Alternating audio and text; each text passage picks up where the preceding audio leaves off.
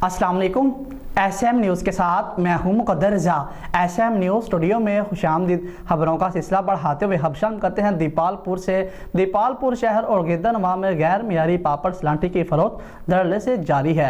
सलांटी से मरी हुई छिपकलियाँ निकलने लगी और बच्चे बीमार और वालिदैन सिरापा एहतजाज हैं। इसी हवाले से मज़ीद तफसीलात बता रहे हैं हमारे नुमाइंदे इरशाद अहमद। इरशाद, आगाह कीजिएगा इस हवाले से।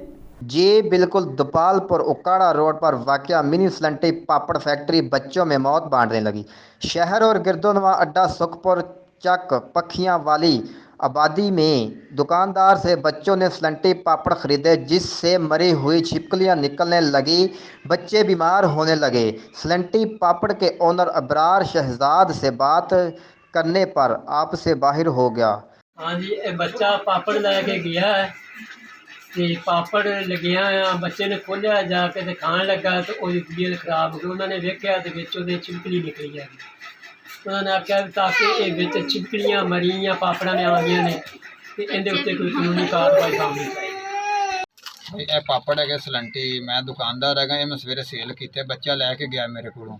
ਘਰ ਜਾ ਕੇ ਉਹਨੇ ਖੋਲ੍ਹੇ ਨੇ, ਖੋਲ੍ਹ ਕੇ ਤੇ ਇੱਕ ਦੋ ਖਾਧੇ ਨੇ, ਬੱਚੇ ਦੀ ਤਬੀਅਤ ਖਰਾਬ ਹੋ ਗਈ। ਉਹਦੇ ਵਾਲਿदैन ਮੇਰੇ ਕੋਲ ਲੈ ਕੇ ਆਏ ਨੇ, ਪਾਪੜ ਵੀ ਬੱਚਾ ਵੀ। ਪਾਪੜ ਦੇ ਵਿੱਚੋਂ ਛਿਪਕਲੀ ਨਿਕਲੀ ਹੈ ਜੀ, ਬੜੀ ਬੋ ਆ ਰਹੀ ਸੀ ਪਾਪੜਾਂ ਦੇ ਵਿੱਚੋਂ। ਮੈਂ ਕਾਲ ਵੀ ਕੀਤੀ ਹੈ, ਉੱਤੇ ਨੰਬਰ ਲਿਖਿਆ ਹੈ ਪਾਪੜ ਦੇ, ਇਬਰਾਰ ਸ਼ਹਜ਼ਾਦ ਦਾ। ਉਹਨਾਂ ਨੇ ਗੱਲ ਤੇ ਗੌਰ ਹੀ ਨਹੀਂ ਕੀਤਾ। ਉਹ ਅੱਗੋਂ ਇਹ ਹੀ ਕਹਿ ਰਿਹਾ ਸਵੇਰੇ ਸਵੇਰੇ ਤੁਸੀਂ ਕਾਲ ਸਾਨੂੰ ਕਰ ਰਹੇ ਜੇ, ਕੋਈ ਹੋਰ ਕੰਮ ਨਹੀਂ ਹੈਗਾ ਤੁਹਾਨੂੰ ਜੀ, ਤੇ ਲਿਹਾਜ਼ਾ ਇਹਨਾਂ ਤੇ ਕੋਈ ਕਾਨੂੰਨੀ कार्रवाई की जावे।